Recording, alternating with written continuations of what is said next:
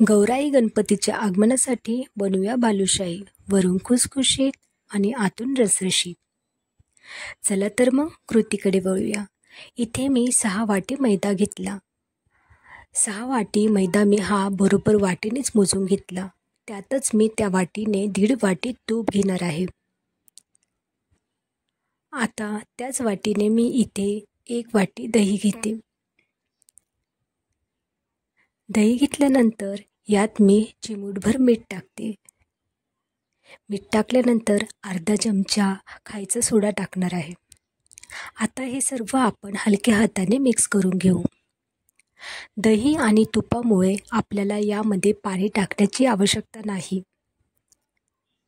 व्यवस्थित जर वाटीने तुम्ही माप करून सर्व काही व्यवस्थित साहित्य घेतलं तर तुमचं पीठ हे अगदी मऊ आणि लुसलुशीत होईल. आपण याला अर्धा तास तसंच मुरत ठेवणार आहोत. मुरत ठेवल्यानंतर आपण आता याला हलक्या हाताने असं मळून घेऊया. मळून घेतल्यानंतर आपण त्याचं मधोमध काप करून घेऊ आणि एकावर एक अशी लेअर ठेवू. आपल्याला ही कृती 6 ते 7 वेळा करायची आहे. हाताने हलकेसे मळून घ्यायचे आणि सुरीने मधोमध कापून एकावर एक त्याचे लेअर ठेवायचे. असे केल्यामुळे तुमच्या बालुशाहीला खूपच छान पदर सुटतात आणि बालुशाही ही आतून अगदी खुसखुशीत आणि चविष्ट होते. अशी प्रोसेस केल्यानंतर आता आपण याचे पेढ्याच्या आकाराचे काप करून घेऊ.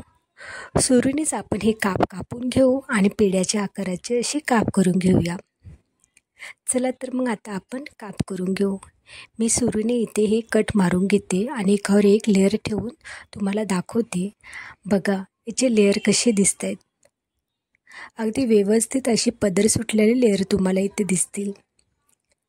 आता आपण याचे पेढ्याच्या आकाराचे गोळे करून घेऊया.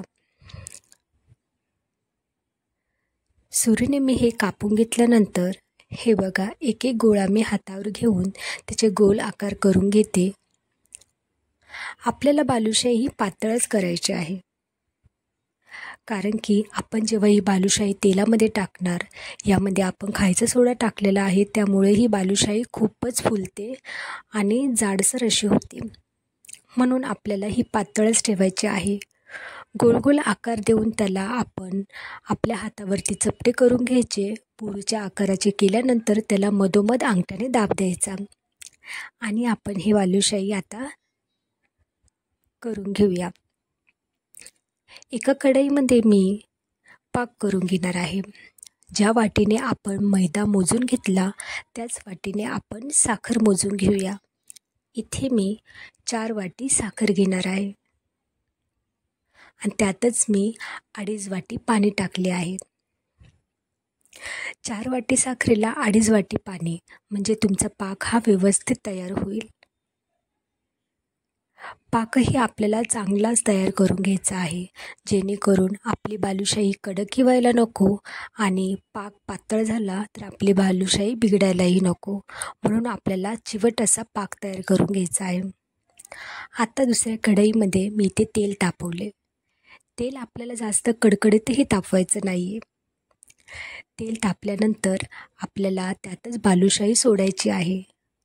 बालुशाही ही तुम्हाला मध्यम आचेवरच करून घ्यायची आहे. फास्ट गॅस करून बालुशाही ही तळून घेऊ नका. मध्यम आचेवरतीच ही बालुशाही तळून घ्या, जेणेकरून बालुशाही ही तुमची आतमधून चांगली तळून निघेल. जेव्हा ही बालुशाही होते तर तुम्हाला कशी समजेल, तर बालुशाही जेव्हा वरती फुलून येईल आणि पूर्णपणे वरती तेलावरती तरंगेल म्हणजे तुमची बालुशाही झालेली आहे. बालुशाही चांगली झाल्यानंतर आता आपल्या इथे पाकही तयार होतोय. आपण पाक चेक करून बघू. तुम्ही हा पाक बोटानेही चिवट झाला की नाही बघू शकता किंवा परातीवरती घेऊन तुम्ही त्याला थोडेसे हलवून बघू शकता. परातीमध्ये घेतल्यानंतर हा पाक इकडे तिकडे हलत नाही म्हणजे हा तुमचा पाक तयार झाला आहे. त्यातच इलायची पावडर टाकून घेऊ. आपण आता गॅस बंद करून घेऊ आणि आपली बालुशाही या गरम पाकातच टाकून घेऊ. पाक हा गरम असल्यामुळे आपल्या बालुशाही ही आतून अगदी पाक शोषून घेईल. म्हणून आपली बालुशाही झाल्यानंतर आपण या पाकात टाकून घेऊ. बघा आपली बालुशाही कशी झाली, अगदी सोनेरी रंगावरती तळून निघाली. आता ही गरम बालुशाहीच आपण थोड्याशा गरम पाकामध्ये टाकून घेऊ आणि 5 मिनटं याला अशीच ठेवून देऊ. आता राहिलेली बाकीची बालुशाही मी करून घेते. तुम्ही जर हॉटेलमध्ये बालुशाही घ्यायला गेलात तर तुम्हाला बालुशाही ही खूप महाग मिळते. अगदी मोजक्या साहित्यात घरच्या घरी आपण किलोभर बालुशाही घरीच करू शकतो आणि घरातली ही खूपच छान लागते खायला. त्यामुळे ह्या गणपती गौराईच्या वेळी तुम्ही घरीच बालुशाही बनवा आणि गणपती बाप्पाला याचा नैवेद्य दाखवा आणि प्रसाद म्हणूनही सर्वांना वाटा. माझी ही रेसिपी तुम्हाला कशी वाटली मला नक्की कळवा. बघा आपली बालुशाही 2 बोटांनीही तुटली जाते. अगदी आतून रसरशीत आणि वरतून खुसखुशीत अशी ही बालुशाही झाली. ही बालुशाही तुमची 15 ते 20 दिवस अशीच टिकून राहते. रेसिपी आवडली असल्यास चॅनलला सबस्क्राईब करा.